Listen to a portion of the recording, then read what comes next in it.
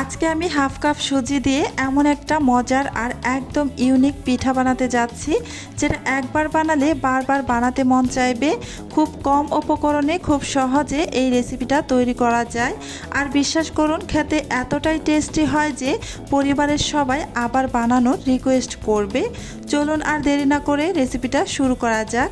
প্রথমে একটি বাটির মধ্যে আমি নিয়ে নিলাম হাফ কাপ পরিমাণ সুজি আর 1/3 কাপ পরিমাণ চিনি।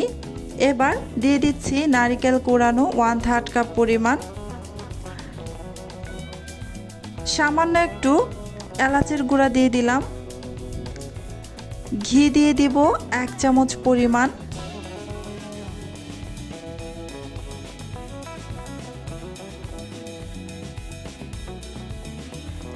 এবার অল্প অল্প পানি দিয়ে সমস্ত কিছু একসাথে মিশিয়ে নিব।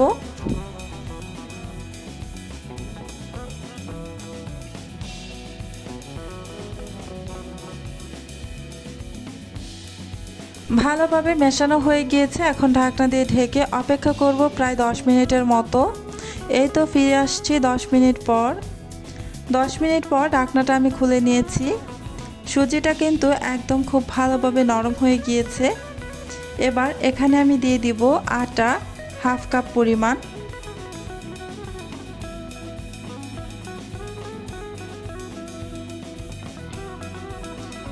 এবার হাত দিয়ে খুব ভালোভাবে মেখে নেব। এখানে কিন্তু আর পানি দেওয়া যাবে না, এর মধ্য থেকে আমি খুব ভালোভাবে মেখে নেব।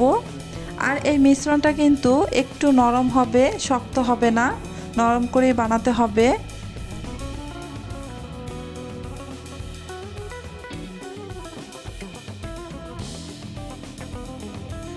প্রথমে লবণ দিতে ভুলে গিয়েছিলাম, তাই আমি এই পর্যায়ে এসে লবণটা দিয়ে খুব ভালোভাবে মেখে নিচ্ছি।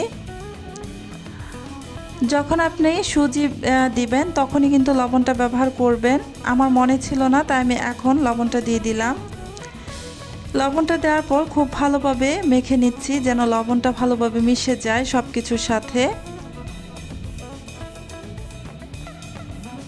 এবার চলে আসলাম পিঠাগুলো ভাজার জন্য চুলায়। চুলায় একটা প্যানের মধ্যে আগে থেকেই পর্যাপ্ত পরিমাণে তেল গরম করতে বসিয়ে রেখেছিলাম। এবার এখানে একদম ছোট ছোট পকোড়ার শেপে দিয়ে দিচ্ছি। এই যে আমরা যেভাবে পেঁয়াজু তৈরি করি, পেঁয়াজুর জন্য যেভাবে মিশ্রণ দেওয়া হয়, ঠিক সেভাবে আমি এই মিশ্রণটা দিয়ে দিলাম। দিয়ে চুলার আঁচ মিডিয়ামে রেখে উল্টে পাল্টে এই পিঠাগুলোকে ভেজে নিচ্ছি। চুলার আঁচ বাড়িয়ে দিবেন না, মিডিয়াম আঁচে রেখে উল্টে পাল্টে ভেজে নেবেন।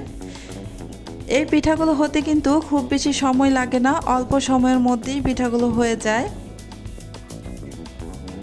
এই তো উল্টে পাল্টে একটু কালার করে ভেজে নেব।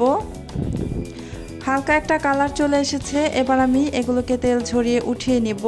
খুব বেশি কালার করব না।